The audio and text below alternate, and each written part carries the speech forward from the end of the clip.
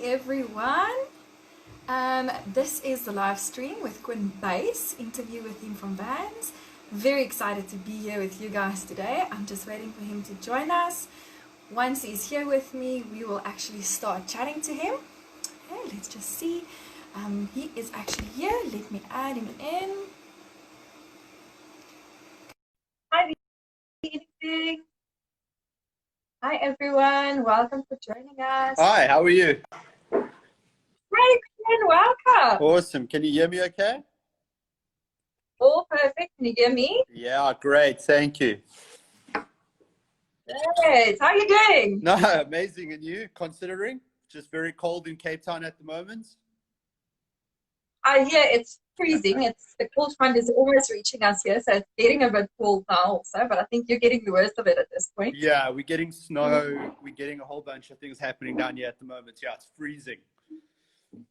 So, I'm aware. Good luck with that. Yeah, thank you. Listen, I think we have about 2 minutes before Okay. I'm going to start with the interview. Okay. So yeah, we can just hang for a moment. Sure. I see you have a very nice background there. Lovely. Where are you? I'm in the showroom at the moment.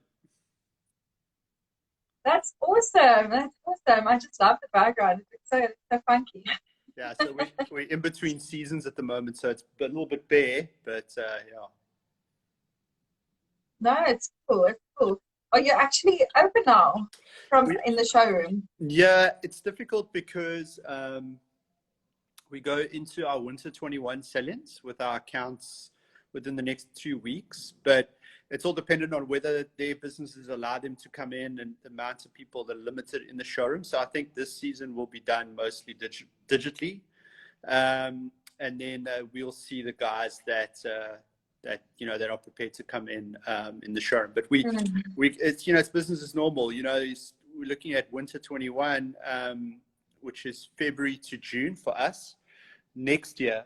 So that means that it's a long time away. So we can't not go out, in full force. So yeah, so we're dressing the showroom up, and as we do. Yeah, absolutely. Yeah. Okay, awesome. I see it's 4 o'clock on the dot. So for everyone who has just joined us, welcome to this live stream, to the virtual career week. The purpose of this meeting is actually going to see what it is to be a brand manager. So for everyone joining us, Quin is the brand manager for VANS, and we want to see if you were to study at NISA, what would it be like to go into a career in brand management? What are the expectations that the students should have going into this career? What are the pros and cons? And actually just what it's like to have your job, right? So yeah. I think you can start us off, just give us an introduction of yourself, what on your position, what it's like, and just a little bit on your background. So my name's Quin.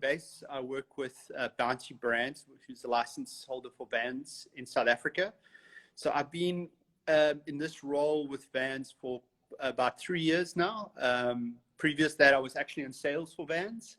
Externally, I had my own business with my wife, and we sold VANS in Johannesburg under Brand Alliance agencies.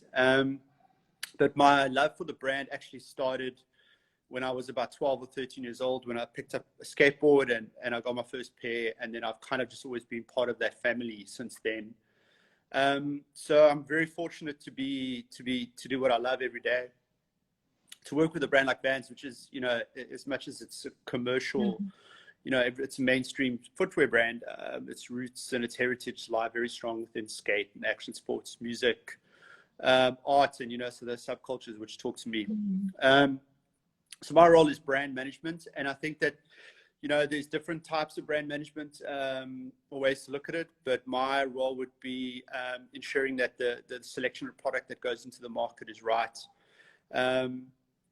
Work closely with the retail team, closely with our sales team. Myself and another gentleman, Raymond, who handles apparel, we build the lines based on a bunch of information we receive from everybody, and putting the right products in the market for the right consumer. And then obviously on top of that as well, it's all about the brand's health. So it's monitoring the brand's health in the market with various partners, and then ensuring that the way we talk into our consumers and what we put out there is always about the ethos of the VANS brand.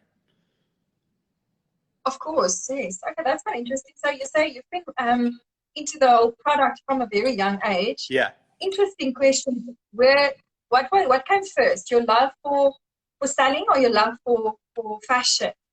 Or was it kind of like a marriage just happened Sorry, out of blue? my love for what? What was the first one? For fashion Oh, yeah. or for sales and marketing? Which one came first? Because you said you were into sales at first with your wife. Yeah. But also you're skating. Exactly. So it's funny, eh? I mean, I'd have to say fashion. And it's, fashion is an art form, and street culture, it's part of street culture, especially today.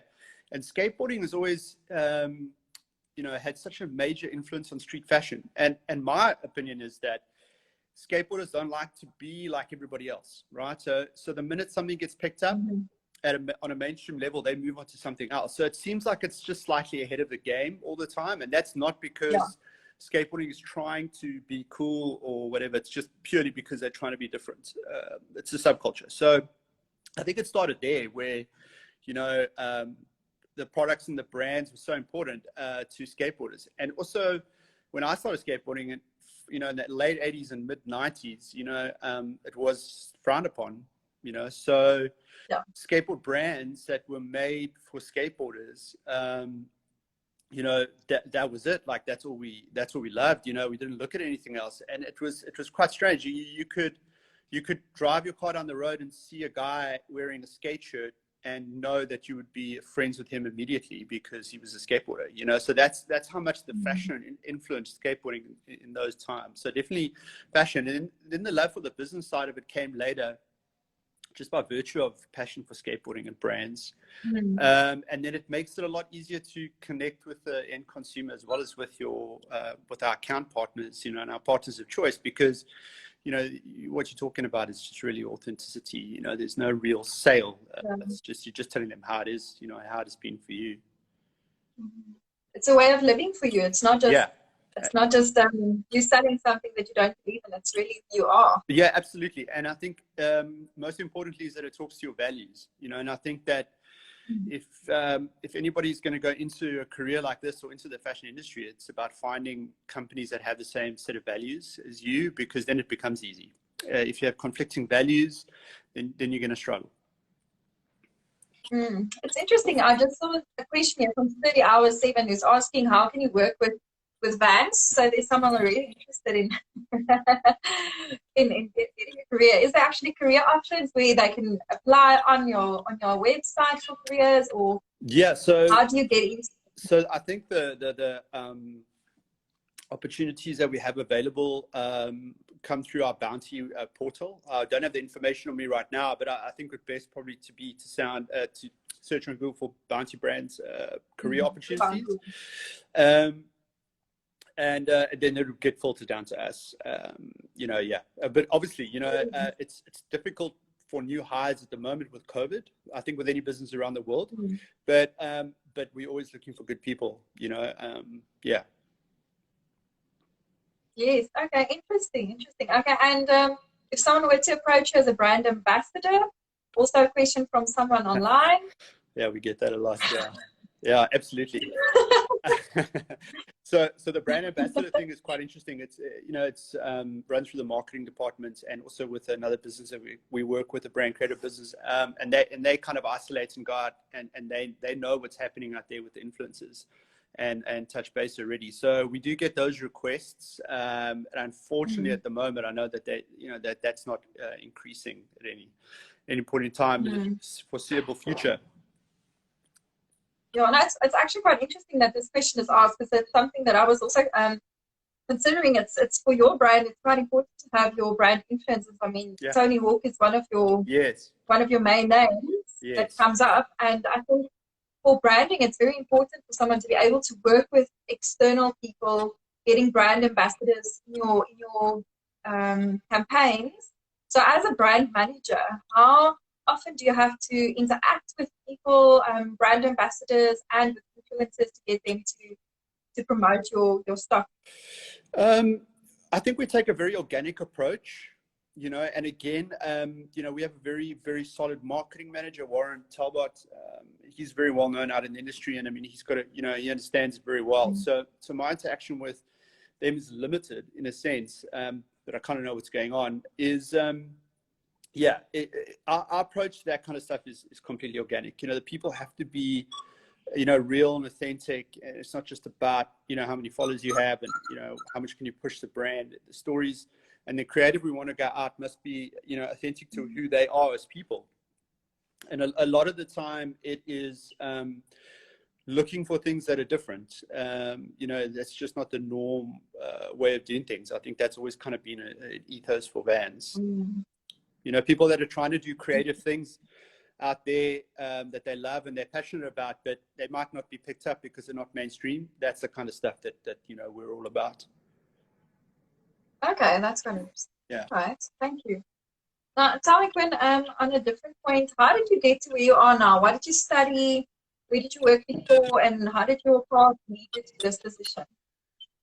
So the studying one's quite interesting because I think I could probably give some, you know, people out there some good advice on this. I studied art, strangely enough. When I was young, I wanted to be a cartoonist. So I went to Cape Vocational College and I did art there. But so I didn't study further than that, which is quite interesting. But I've had, you know, 20 plus years in business. So, you know, I've had to learn that way. And I think that that's, for me, is the biggest thing probably that I regret, is that I didn't go out and search for a tertiary education, whether it was in fashion or business. Although, you know, right now it would be something I do purely for a personal goal, but I encourage everybody out there to do that, because it just makes that road so much easier. Especially, you know, if you're into design and fashion and you just decide to start your own label, you know, you're a designer, but you're also running a business, and it comes with a whole set of different skill sets. And the thing about your own business is, and you know, I've known this because I've had numerous businesses, is that every time you make a mistake, it costs your pocket, you know, versus working for another company where it costs theirs, which is also the same. You know, it's terrible. So anything that can take those obstacles out the way as you go through this journey, which is a tough journey. I mean, it's, you know, make no mistake, will help you. So I mean, I highly encourage people to study as much as possible. I mean, I'm an avid reader. So right now for me, it's not, you know, I can't go and do a full-time course, but what I do is just read every single minute that I have available for myself, you know, self-educate, I suppose. You have to be a lifelong learner, otherwise you're going to fall behind and you're not going to stay current. Absolutely. You have to keep going to that happen. Yeah, absolutely. Okay. Now that's it's good that you're saying that. Obviously, the purpose of this is to get people to know studying is amazing. And quite interesting. The courses that we actually do present have the fashion aspects together with the business aspect, which is something that wasn't available years ago when we were studying. So I think if it was there, you would have obviously gone for that option. But tell me a little bit of what does it look like in the day of your life? What do you do on a daily basis? Well, I wake up quite early. You know, I'm more of a morning person now, so I wake up at about 5, and then I read or plan my day. And I'm a big fan of mindfulness and meditation, so I also start my day with that. I think it's really important to start your day being calm. And then I head off to work and basically work the full day with my team. You know, it's a great bunch of guys that work at Vans, people, should I say. And I think that, you know, we're all kind of the same. We're all similar in the sense we come from different backgrounds, but we have a lot in common, whether it's skateboarding, surfing, music, art, or street culture. Very diverse in our team and our management team and everybody else that works within the brand. So there's a lot of collaboration that happens. And we obviously always looking at the current season that we're in and tracking to see how the products are performing. And we're looking at future seasons, you know, how that's going to affect that. And then a lot of times with meeting and with our senior leadership team for strategy and direction. And then a lot of time dealing with the global side of Vans. You know, it's one big family. You know, it's, even though you're sitting in South Africa, trust me, you know, with Vans, you're not disjointed in any way. So we spend a lot of time talking to the global teams and, you know, working together with them closely. And then that's it. Then I go home and I have a beautiful family. I have 2 beautiful kids, Carter, who's 2, and Jewel, who's 7, and my wife, Claire. And then I try and just completely switch off at that point and spend the rest of the evening with them. And then, yeah, go to bed early and do the same thing. Do the same thing tomorrow. Okay. Well, that sounds quite interesting. Yeah. You're working with a lot of different people within the business itself. And as you're saying, you've said the word family probably 4 times already today, which is quite interesting. I've seen when I looked at Vans value statement and looking at Bounty, what they stand for, family is a very important aspect of the business. Absolutely. So is that one of the things that gives you your satisfaction in your career, knowing that the people that you work with are people that will support you? And is it something that you think is important in a career, looking for the value statement within the business? Yeah, absolutely. No, look, I mean, like I said, you know, if you, depending on what your values are, you know, I mean, Vans, it might be slightly different for me because, you know, I grew up with this family culture through skateboarding, and the guys that I work with grew up in the same culture around various different the guys I work with, various parts of South Africa, but they grew up in the same thing, whether it's surfing, skateboarding, and stuff. So we have that family kind of connection, and then within Vans, we all have such a love and passion for the brand that we just, you know, automatically have that brotherhood or that family in the office. But again, like I mentioned, you know, there's tons of different values that you can have. I mean, for me, I have personal values. My 2 personal values are ambitious and courageous, and I think that those 2 will be very important moving out into the world.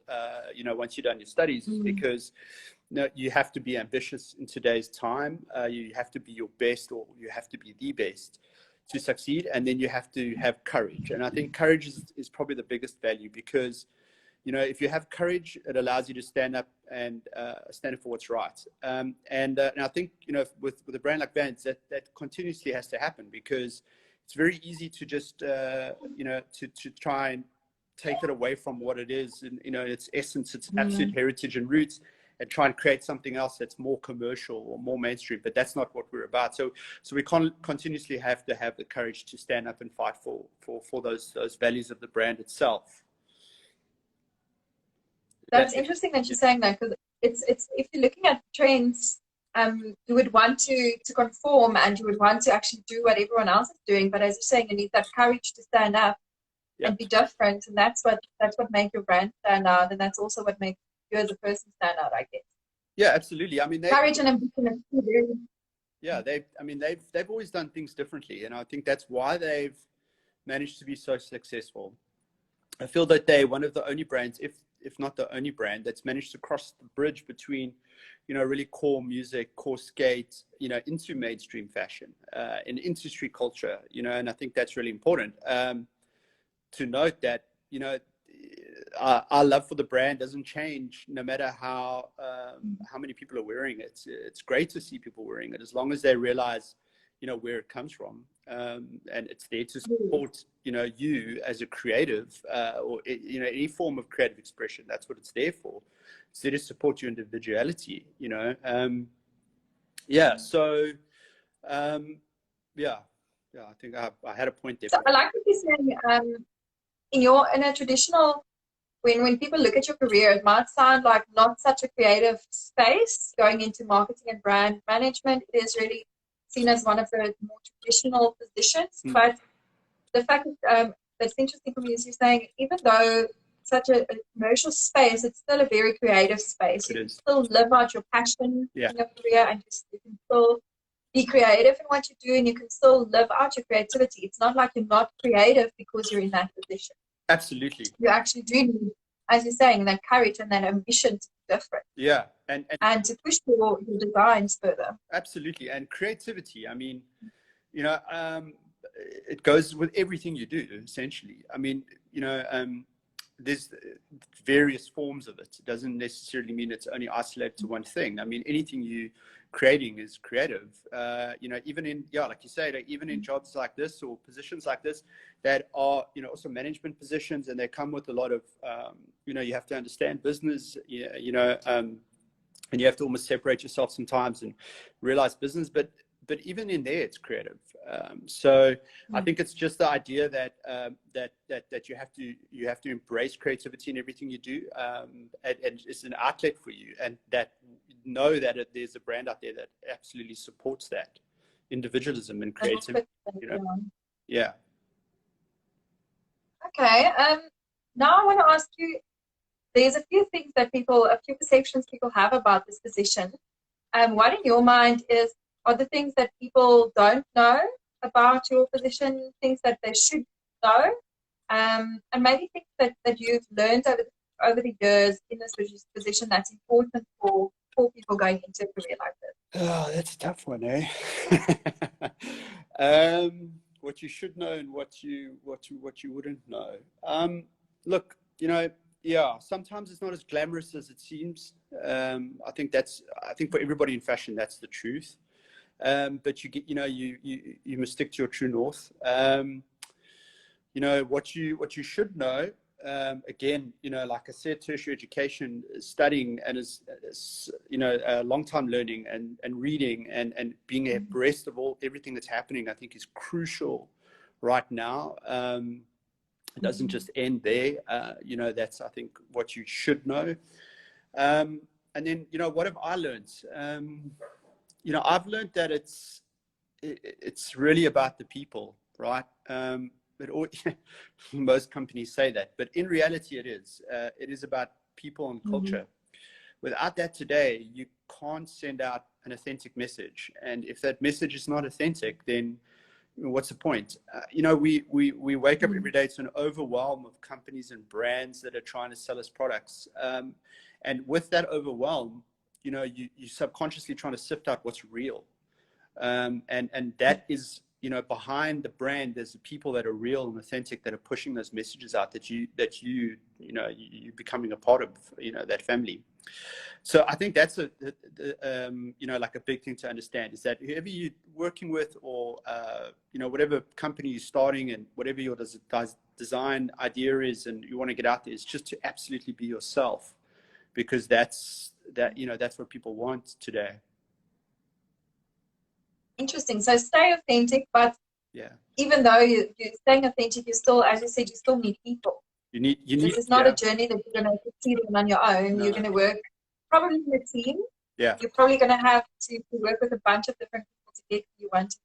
Yeah, exactly. And there again, within that is authenticity within the team. You're right. You need, you know, you can't do it on you can't do it by yourself. It's just absolutely no ways. So I think that's, for me, being I think the hardest adjustment is you know, is working with various different people, and having to kind of learn and work with them and figure out what works best, you know, for us in the team. And that plays a huge role. And I think that sometimes that can get undermined when it's looked at like, you know, I want to work for this amazing brand. I'm going to go in and it's just this understanding that everything's perfect, and is, you know, but it isn't like that in reality with people. So, you know, take time to learn how to, you know, how to communicate, you know, how to lead, how to be with people. But also, again, if you're not authentically yourself, it doesn't matter. That's the first thing you need to be. Yes, you need to be authentic in your communication. You are exactly right. Yeah. I have a question here. Have you experienced an event where you applied great strategies to increase the sales of a brand and the strategy failed? Question. All the time. Yeah. No, look, I mean, that's a tough one. We deal with strategies all the time. I mean, VANS is a brand that tells stories, right? That's what we do. So all of those stories are linked to products. So we're continuously launching new stories and marketing them, and not all of them are popular. You know, it's really hard to tell. I can't think of anything, you know, any one specific at this point in time. But like I mentioned, you know, we're doing multiple stories, and sometimes the consumer just doesn't react to it the way that we thought they would. But that's fine as well. You know, there's a lot that works really well. Right now, I mean, we look at we've got VANS National Geographic that's out in stores at the moment, and that's a really good collaboration for us. Seems to be doing pretty well, and I think in today's times, you know, with what's happening in the world, it's an important story. For sure. While you're talking about what's happening in the world now, I've seen a lot of brands reacting to this COVID situation, maybe changing their logo to include a mask like Starbucks did, or KFC, who adopted their slogan, not more legally, you know. What has Vans done with the brand to actually react to this situation? I'm actually glad you asked that question. The brand itself globally did such amazing things. You know, away from the donations of shoelaces and certain materials to help with masks and all that kind of thing, and the monetary donations to various organizations, I think the one that stood out for me the most, and there are a lot, but the one that stood out for me the most was called Foot the Bill. So, well, there's actually two. There was one was really creative, and another was Foot the Bill. Basically, what that meant was that they have a customizing platform on their sites, on the e-com sites. So you can go in and customize your own footwear. They were the original customizers, you know, back in 1966. But so you could go. So what they did was they got prints, like designs from different skate shops around the world, and then into, you know, restaurants and galleries and anything that was creative. And then you could go and buy those, like if it was your favorite skate shop out of Huntington Beach, like a Joker's in Huntington Beach, they would have their own design. And then you would go and buy a pair of slip-ons and have the Joker design on there, and then, you know, get it shipped to you. And then that resulted in like almost over $4 million that was pumped back into those stores and into those different, you know, businesses to support them through COVID, which I think is the most important thing. It's amazing. Yeah, it's about putting money back into the pockets of the guys that had to close their doors, you know, and those are independents that really struggle, you know, out there without 2 or 3 months of core business. It'll kill them. So that for me was was probably the most important thing that they could have done. I was really proud of that. That's quite amazing. I mean, that's pushing the brand forward while assisting other people who are struggling. That's great. Strategy. Yeah, sure. It was real action. I think you're talking about the customization of the shoes, and I think that DIY, how can I say, culture is quite big for Vans as well. Bringing in people's ideas, bringing in collaborations with other designers, collaborations with other businesses. You've now spoken about National Geographic. So it seems as if collaborations is actually one of your big strategies together with the DIY culture. Am I correct? Yes, absolutely. So I think I'd say more DIY than just random collaborations. The collaborations I think are quite specific in terms of the people that they work with, but DIY, absolutely. And I think that again stems from when the brand started in 1966 in Anaheim, California. They started out as their own retail business. So they had the store out in front, and then they had their own vulcanized rubber factory in the back, the Van Dorens, right? So what you would do is you would walk into the store, and one of the Van Dorens would serve you, and you would then you would look at the styles on the wall. Like back then, they were just style numbers, like the authentic was style 44, or the old school was style 36. That was before they were actually named. And then you would choose your shoe, and you would say, cool, well, look, those are the colors I got. And then you would choose a color, and if you didn't like anything they had to offer you for, you know, the colors or the prints, whatever, then there was a fabric store down the road, and you could go buy your own fabric and come back, and they would make shoes for you, This was, 50 odd Oh, years ago. wow.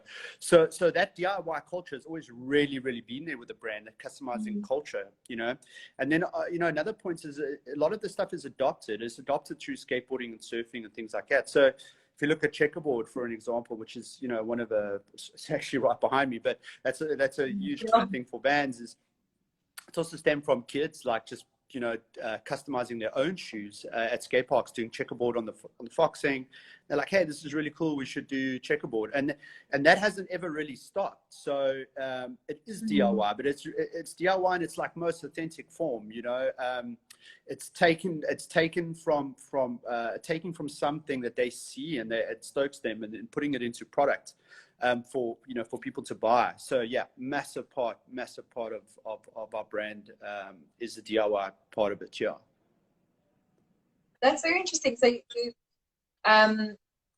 I've seen some of the videos that you had online where you actually show some of the students who not students, some of your customers who've made shoebox things from the shoe boxes that they've bought, which is also quite cool. yeah. So what I love about the interaction with your actual customer, it's not just you sitting at the back. You're saying there's a lot of authentic communication. Yeah, You're actually engaging with your customer and full on know who they are and what they want, and you are authentic in how you approach them as they would want to be approached, which is something that I do love. Yeah, absolutely. Thank you. And then I also have a question here. Someone's asking, what personality and other skills would you need to be in your own position at this point as brand manager? What personality? What personality I think you and other skills? you have to have broad shoulders. I mean, you've got to be able to take a lot of weight. That's for sure. But I suppose that also comes with time and experience. Skills, I mean, marketing is obviously a very important skill on the brand side. Merchandising is a very important skill. Any fashion design, from a creative side is amazing. And then any kind of thing, it depends on the business side. It's very broad because I like I say, work with the sales guys at the same time you're working with marketing, at the same time you're working with planning. So you've got to have quite a wide view of business itself, and all the different elements that come together to produce, or at least to have something land in a shop that's correctly, that's putting correct for the right consumer. It's marketed properly. It's standing out. It's sending out the right message. I think sometimes people don't realize how much goes into just that one shoe on the wall, and so you need to understand the kind of the supply chain. You need to understand sales. You need to understand the planning side of it. You need to understand the marketing side of it. You need to understand the clearance side of it. All of that. So you would need a good set of business skills. Yes, that's sure. That's quite a list of things you mentioned there. Yeah. Marketing, sales, but I think supply chain. Yeah, the idea is that you're not going to know it all, So I mean, to be realistic, you're going to have to learn, and you're going to study, and you're going to go out there, and you're going to realize. And then again, it's just as how much you want to take in and learn from the other departments, the other parts of the business, so that you have a holistic picture of what needs to happen when, with who. And I think that's ultimately the main skill set, because you don't want to box yourself just with one specific thing. One thing that we as an institution is quite supportive of in learning is internships. Yes. It's learning through experience. Correct. Is that something that you think is valuable, first of all? And is that something that you think VANS does offer? We do. I mean, we don't do it often, I'll be honest with you. It's definitely something we're into, I mean, that's, we want people to learn. And yes, I think internships are a great way to understand environments, because you're not only gaining experience of process and how things are done, and you are gaining experience with people and teams and how they connect together and how they deliver, and I think that's hugely important to have that, and as much of that as you can. Definitely. Yeah. Then I also want to ask now another question. What in the South African industry currently actually excites you to be in a business in South Africa at this point? Sorry, can you just repeat that? What in South Africa excites you in the fashion industry current that makes you get up in the morning and say, I'm going to do this, we're going to sell shoes tomorrow? You know, there's a lot. South Africa is an amazing place, really. And I mean, I've been fortunate to travel a lot of places with this brand. And there's very, very few places, if not none, like South Africa. And especially what I see, what's happening in Joburg at the moment, there is such an amazing spirit of individualism through fashion, through music, through everything. It's just awe-inspiring. You know, when we did our House of VANS pop-up last year, I was like looking around going, and I lived in Joburg for 18 years, and I was like, how did I miss? This is incredible, you know? And I think international people are starting to notice that as well. So I think one thing that really gets me going, to be honest with you, in South Africa, from a, let's call it from a creative expressive perspective, is how people stick together, you know, crews that are out there. So, if, you know, we look at one, like there's a skate crew in Soweto called Skate Society Soweto, and the main guy there's Chaba. I've known him for quite a while. You know, he used to come to one of our old skate warehouses in Joburg and get like kind of beat up boards for the kids in Soweto to start skateboarding. And that thing became so big that it actually it would form part of the VANS global DIY campaign, you know, last year, where they were on an international, you know, stage. I mean, there were billboards all around Joburg with them on, and these are just skaters from Soweto that just wanted to help other kids. So, and through that, we started to see a lot more. We started to see people connect with us on a fashion side, on an art side, and on a music side. And it really is just, it's amazing, the explosion of creativity that we have in this country. And that makes me, makes me really happy, you know, that's out there. And it excites me every day when I get up and think about the type of people we have in this country. I mean, it's got a bright future in that sense. Yes, and I think, as you're saying, there's not just a future in the country for our kids. There's definitely a future for fashion. Yeah. People are looking more towards South Africa for inspiration for fashion. Correct. Specifically. Yeah, absolutely. I mean, yeah, definitely. And again, you know, just always back to that individual spirit. You know, if you're into fashion, then you more than likely are into wearing something that represents who you are. You know, you're not just you don't just have body covers on or foot covers. You've got stuff that, you know, you're into brands and you're into styles and you're into this and that. And I think that's again a form of creativity. So yes, we have a bright future when it comes to fashion, in my mind. Yeah. Getting back to the topic of authenticity, let me just be straight. There was an issue 2 years ago with the knockoff at Ackermans.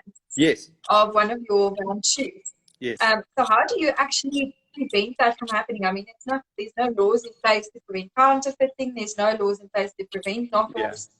How did you bounce back from that issue, and how are you making sure that it doesn't affect the profitability going forward? Yeah. So look, I mean, that specific case, we could leverage relationships that we had with that business already. And, you know, to be completely fair, in that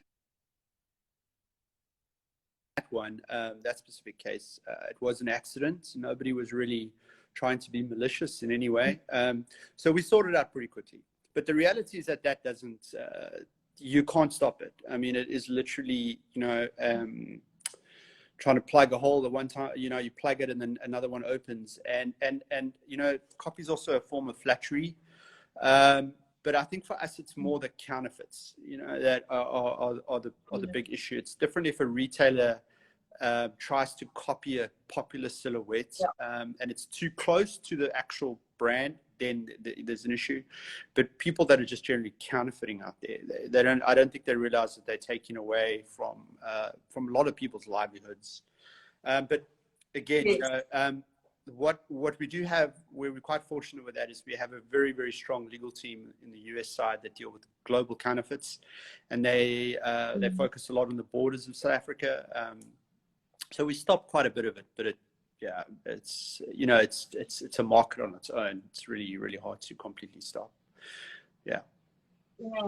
it does help that you're part of a conglomerate company that has all of these resources to assist in a situation like that. Yeah, absolutely. Okay. Then, is there any advice that you have for any future brand managers? Yeah, I think I've said it. I think if I had to sum it up again, I mean, it would definitely be, if you're going to work for a company, it must be a brand that you're passionate about, a brand that you love. Don't settle, and learn to work with people and never stop learning. I think that's the big one. And then, and also find a company that talks to your values, so that you can get treated with respect, and then you can align with those values. And that's ultimately how you will become successful, depending on how you measure success. But that really is the starting point, is the alignment of values. And then on if you're going to start your own business, whether you're going to start your own design, you're going to design your own clothes, your own labels, or anything like that, that again, it talks back to the kind of business skills and acumen you're going to learn at Lysov.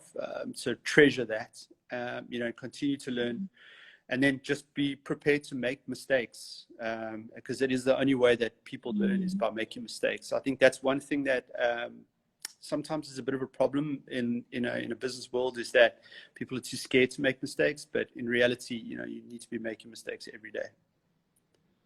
The more mistakes you make, the more you learn. That's it. Yeah, absolutely. And the sooner you begin, the sooner you will learn. Yeah. I just saw a guy commented there. Sorry, and he said something about if people customize their own product, like then it's not really a knockoff or whatever. And I'm like, yeah, absolutely. Like you want to see people customizing their shoes all the time. I mean, I love that stuff. Yeah. No, that is right. Yeah. There's another one that the same Dr. Smith has a lot of questions today. Yeah. He's asking, are you content with the position you have at VANS, or are you interested in exploring other industries within the brand? That's a good question. I think one thing's for sure is that the goal is to stay with VANS for the rest of my life. I've dedicated most of my life to this thing. So I don't know what the other companies are like, but I just know that this is my home. VANS has always been kind of my home. It's where I fitted in with skateboarding. So I don't see myself moving outside of VANS. And I think if I had to, it would be to a skate company, and I don't think it would be to another footwear company. And I think that, so then, it would kind of make it a bit better. But I am happy and content in my current position. I'm actually extremely fortunate. I think that's the best way to say it. As you were speaking, I thought of something else. Now, to get to your position, what is the typical route you would take in a career? Where would you start? What is your entry-level career position after studying? Where would you start, and how would you progress to become a brand manager? Again, it's quite a there's so much to learn from. So you could go into marketing, definitely. You could go into merchandising. You could go even into sales to start. I think that's also, for me, sales is always probably the best place to start, and that's not directly linked to a brand management. I think that's any industry or anything, because if you can learn to sell, and I don't mean the guy knocking on your door in the middle of the night trying to sell you something, or somebody pestering on a phone the whole time. I'm talking about connection with people, real connection, on how to help their business grow. That's what sales, professional selling is.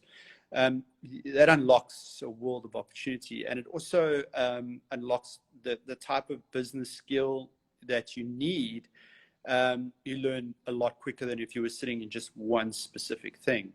So that would be my advice. Even if it's on the retail floor, to start, that's also great, because it's exactly the same thing. So you're engaging with the consumer, you're understanding a need, and you're fulfilling the need for that customer, and they walk out happy. That is ultimately what business is. So, sales is always a really good place to start. I'm so glad you're saying that, because we're always trying to get our students to, while they're studying, start working, even if it's on the retail floor, to get that experience. Yeah. As you're saying, sales is a very good place to start, and retail is a very good place to get your here on the ground to see what's happening and to get to know your customer before you try to get into their mind. Yeah, retail is one of the most amazing businesses to start out in, because you're learning everything. You know, you're learning how to sell, you're learning how to connect with the consumer, you're learning how to manage stock. You know, you're running a little business there effectively on your own, and there's no other way. You know, you're not going to learn that just by sitting in an office every day. You learn it through retail, and also with retail, it's quite interesting is that you learn hard work, right? Because retailers are busy when most people are off.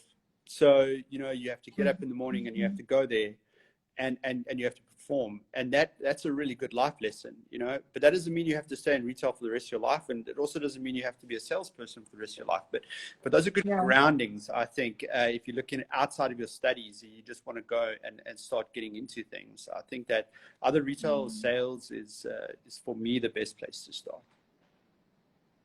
Lauren is asking, how did you specifically work up to your position right now? What was your progression?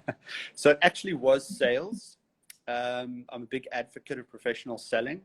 And there wasn't any place when I was about 17 or 18 that you could buy skate product from in the area I grew up in Cape Town.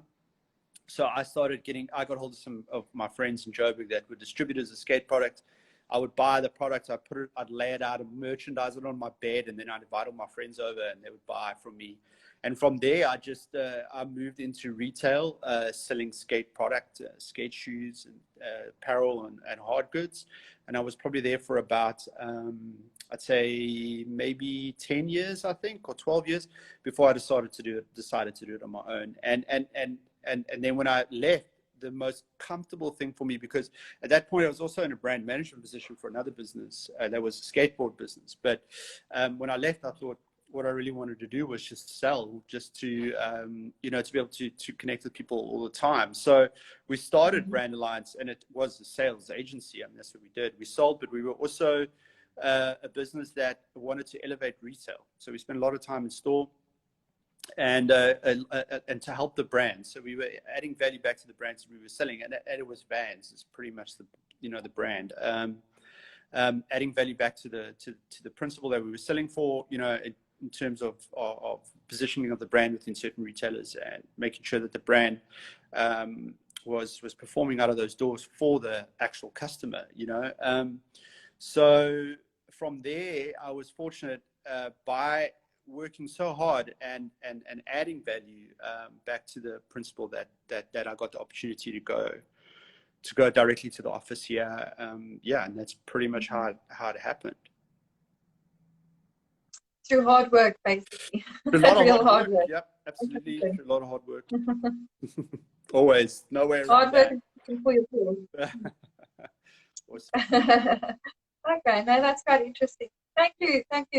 But I think you've answered all of my questions. I think anyone going into this career has a good idea of what's happening right now. Yeah.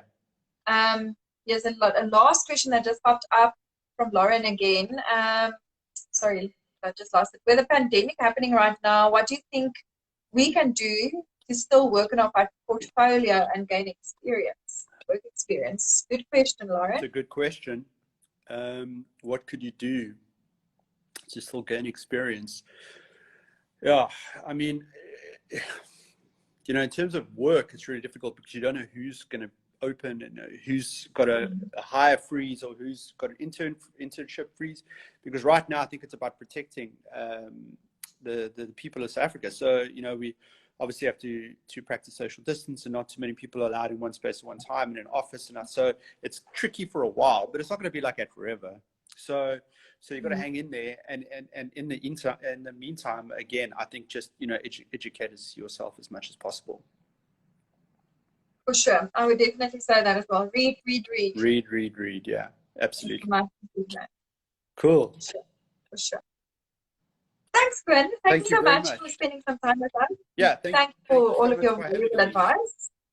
Cool. And yes. I wish everybody out there that's going into this, man. It's an amazing road, and I think you guys are choosing the right place to start your journey. I agree. Thank you so much. Thanks, and good luck with your Good luck with the week, and I hope the coldness passes quickly. Yeah, absolutely. Take care. All right. Bye-bye. Bye. Bye.